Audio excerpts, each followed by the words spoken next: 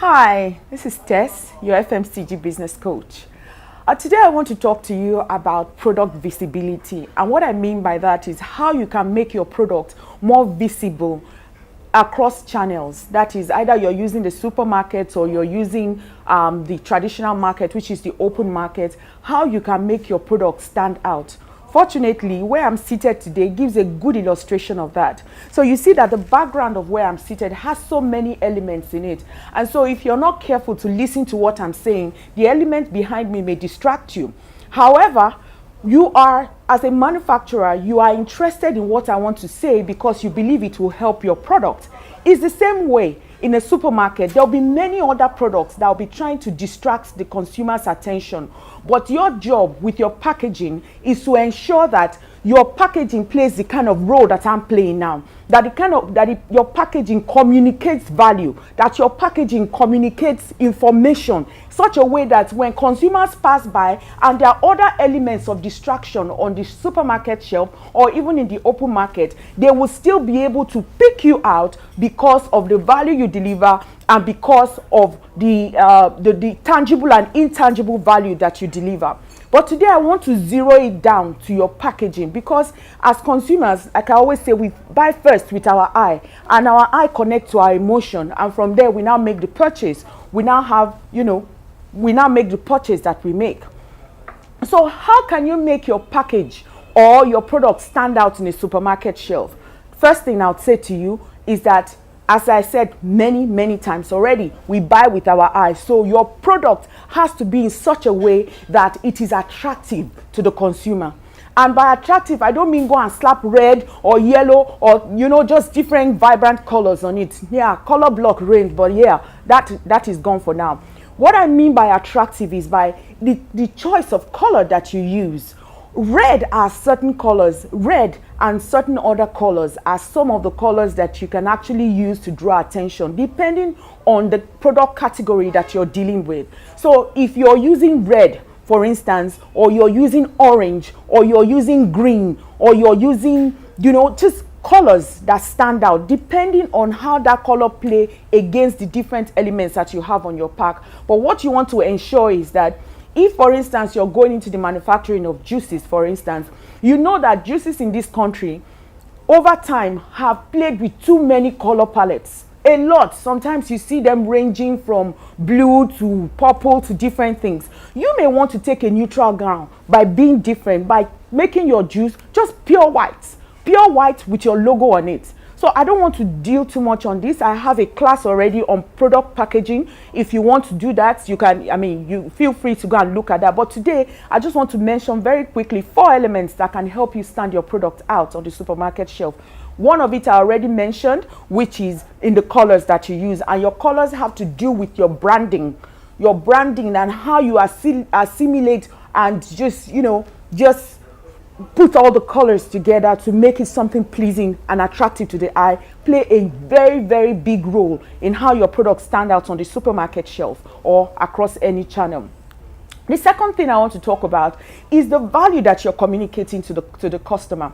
So imagine that a customer comes into an outlet or a channel now, and they want to buy something like maybe, for lack of a better example at this time, they want to buy like poundo yam or poundo, any of this Nigerian flour that we use. And then all of them are saying yam powder, this one, from this brand, yam powder, from this manufacturer, yam powder. So what you want to do at this stage is ensure that even if all the other brands are just calling theirs yam powder, you can change it in the descriptor by calling your own something different, something that still means yam, that is still a connotation of yam, but it's not called yam powder. So you can just call your own yummy yam, for instance, or you can call your own yum yum, or something just a little bit different, that is using your product descriptor as a differentiating factor on your products while it's sitting on the shelf. So there are many cases like this, which I cannot go into at this video, they are producing the same thing, the regular products, but the way they have described it has helped to stand them out on the shelf. So we have mentioned 2 things. We've talked about the colors that you use on your packaging. We have talked about the descriptors that you use on your packaging. And the descriptors are usually connected to the value that you are giving. The third thing that you can also use in standing your product out on the shelf is actually the language that you have used. Language in the sense that, like I always say to my clients, even if you are just manufacturing from your kitchen, I give you a mindset, or I train you into having a mindset of a global product. So if your product is going to go global, and from your kitchen you're already thinking about that, or from your small factory you're already thinking about that, then it means then that you begin to put in global elements into your product. And what do I mean by that? So in Africa today, and because of the climate where we are in the English-speaking West Africa, right? But there are some parts of Africa that don't speak English. They speak English, but their lingua franca is not English. So does it mean that when your products get into such countries that they will not sell? So from the beginning already, I always tell clients, take your product. At the back panel of it, you can make the front all English, but the back panel of it, imagine with me, that you divide it into two. One side of the panel is in English, and then the other side of the panel is in French. Everything that you have said in English, you will translate on the other side in French as well. This will now help you cover both the Francophone countries and then the English-speaking countries within Africa. And if you even want to take it a step further, you can even decide to do Arabic, but I would strongly recommend that you keep it to two languages, English and one other one, so that you are not just spreading yourself too thin. We've talked about 3 elements now. I did promise you 4. Number 1, we've talked about the colors and how that plays on your package or your products overall. We've talked about the language and how you can, the description, that's the second one. We've talked about descriptors, how you can use that to communicate value. And then the third one, we talked about language, how you can actually use bi-language or 2 languages to communicate on the same package, so you can reach wider audiences or wider locations or wider consumer base. So the last and the final one, I want to talk about packaging.